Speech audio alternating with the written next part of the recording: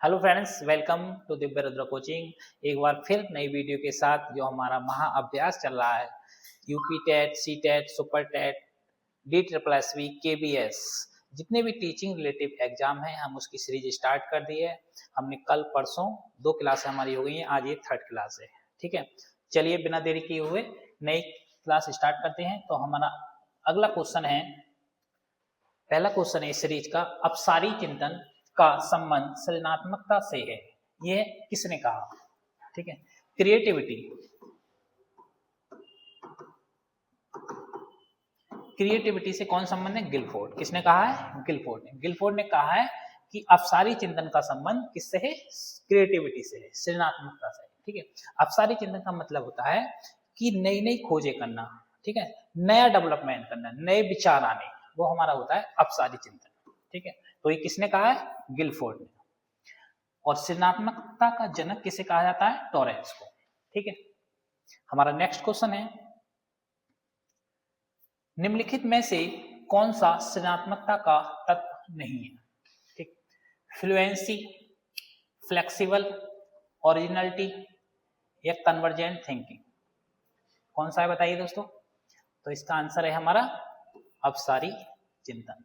हमारे 3 तत्व कौन से हैं? सृजनात्मकता से संबंधित हैं, और हमारा अभिसारी चिंतन ये हमारा इससे नहीं है। तो हमारा आंसर कौन सा होगा? अभिसारी चिंतन, कन्वर्जेंट थिंकिंग। ठीक है, हमारा नेक्स्ट क्वेश्चन है, सृजनात्मकता का संबंध किससे है? पहला ऑप्शन है हमारा ज्ञान से, अभ्यास से, नए विचारों के उत्पादन से या स्मरण शक्ति से।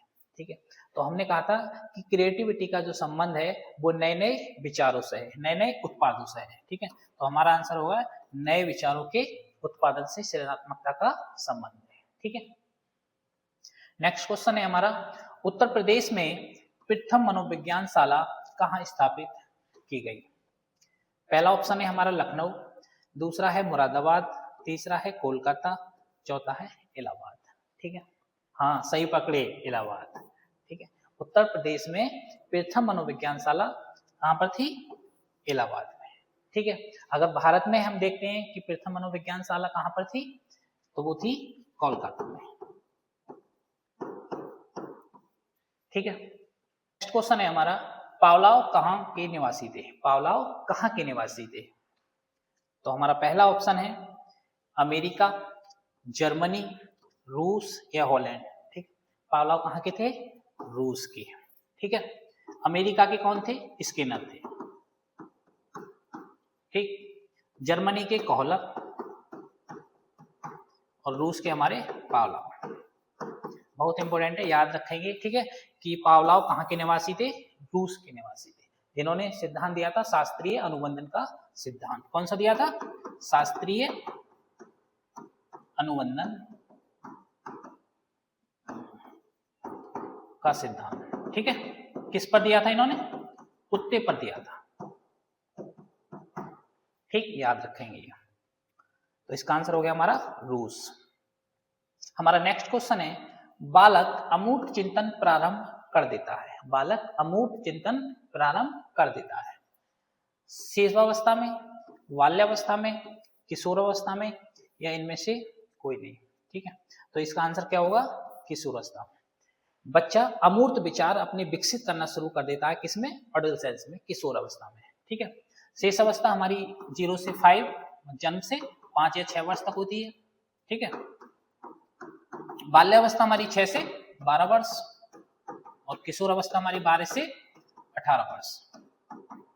ठीक, तो हमारा इसका आंसर क्या होगा? किशोर अवस्था।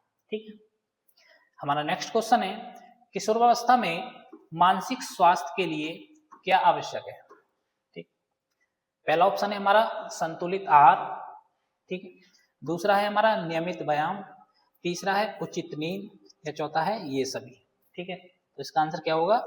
ये सभी। किशोर अवस्था में जब बच्चा आता है तो उसके लिए संतुलित आहार लेना पड़ता है। ठीक है, जिससे उसका शारीरिक स्वास्थ्य ठीक रहे। दूसरा नियमित व्यायाम करना पड़ता है। ठीक है, और तीसरा हमारा उचित नींद। अगर हम नींद नहीं लेंगे तो हमारा शारीरिक संतुलन बिगड़ जाएगा, तो हमें समय के अनुसार नींद भी लेना आवश्यक है। ठीक है, तो इसका आंसर होगा हमारा ये सभी। हमारा नेक्स्ट क्वेश्चन है, 20वीं शताब्दी बालकों की शताब्दी है, यह किसने कहा था?